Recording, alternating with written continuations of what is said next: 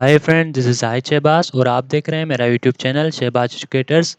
Video को start करने से पहले आपसे एक छोटी सी रिक्वेस्ट है, अगर आपने अभी तक हमारे चैनल को सब्सक्राइब नहीं किया तो सब्सक्राइब कर लें ताकि आपको हमारे आने वाली वीडियोस मिलते रहें।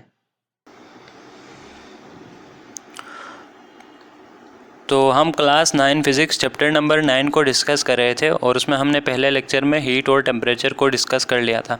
उसके बाद हमने स्केल्स ऑफ टेम्परेचर और थर्मोमीटर को हमने डिस्कस कर लिया था।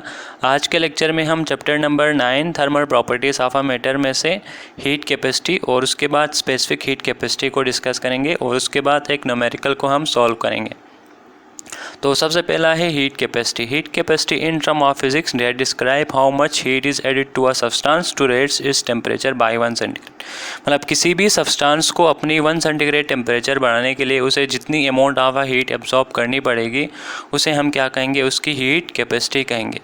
उसके बाद हीट कैपेसिटी का जो फार्मूला होता है वो क्या होता है, यहाँ पे जो कैपिटल सी है वो हीट कैपेसिटी को रिप्रेजेंट करें और यहाँ पे जो क्यू है वो क्या है, अमाउंट ऑफ हीट एब्जॉर्ब। मतलब कोई भी बॉडी जितना अमाउंट ऑफ हीट एब्जॉर्ब करेगी उसको यहाँ पे क्यू से रिप्रेजेंट किया। और उसके बाद यहाँ पे जो डेल्टा टी है ये चेंज इन टेम्परेचर को शो कर रहा है। फ़र्ज़ करें अगर किसी बॉडी का पहले टेम्परेचर क्या था, 10 सेंटीग्रेड था, बाद में उसने हीट एब्जॉर्ब करने के बाद उसकी टेम्परेचर मतलब 20 हो गई, तो 20 माइनस 10 करेंगे दोबारा 10 आएगा। तो यहाँ पे चेंज इन टेम्परेचर मतलब जो टेम्परेचर में चेंज आया उसको यहाँ पे रिप्रेजेंट कर रहे हैं, मतलब 10 को रिप्रेजेंट करें। उसके बाद heat capacity depend upon a nature of a material. Heat जो कैपेसिटी है वो नेचर ऑफ अ मटेरियल पे डिपेंड करते हैं। फ़र्ज़ करें वाटर का कुछ कोई हीट कैपेसिटी डिफरेंट होगा, इसी तरह ऑयल का कोई मतलब डिफरेंट हीट कैपेसिटी होगा, मतलब उसके नेचर पे डिपेंड करता है।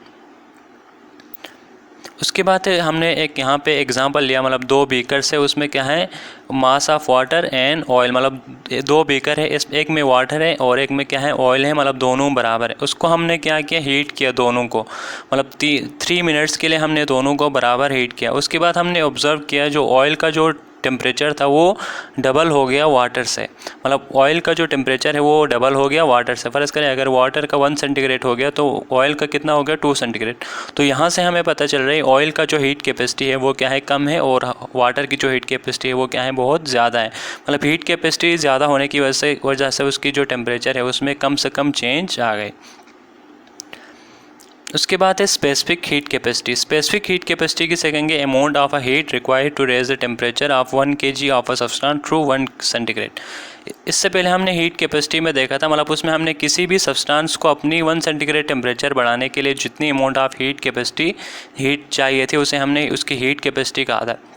लेकिन उसमें और स्पेसिफिक हीट कैपेसिटी में ये फ़र्क है कि यहाँ पे 1 सब्सटेंस का क्या होना चाहिए, 1 kg होना ज़रूरी है। मतलब 1 kg किसी भी सब्सटेंस को अपनी 1 सेंटीग्रेड टेम्परेचर बढ़ाने के लिए जितनी अमाउंट ऑफ अ हीट उसे एब्जॉर्ब करनी पड़ेगी उसे हम क्या कहेंगे, स्पेसिफिक हीट कैपेसिटी कहेंगे।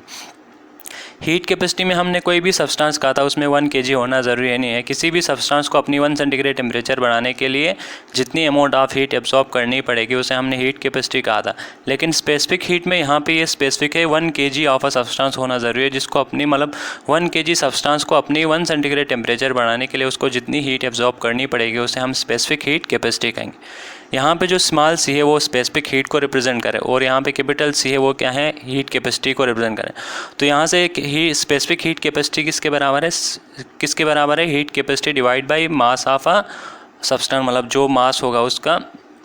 उसके बाद हमने हीट कैपेसिटी की जगह पे हमने Q divide by change in temperature, क्योंकि हमने उसको ये इस पिछले वाले फार्मूला से इसको हमने यहाँ पे पुट कर दिया। तो यहाँ से हमें स्पेसिफिक हीट कैपेसिटी किसके बराबर आ गया, delta Q divide by mass multiplied by delta T। ये हमारा क्या है, स्पेसिफिक हीट कैपेसिटी का फार्मूला है।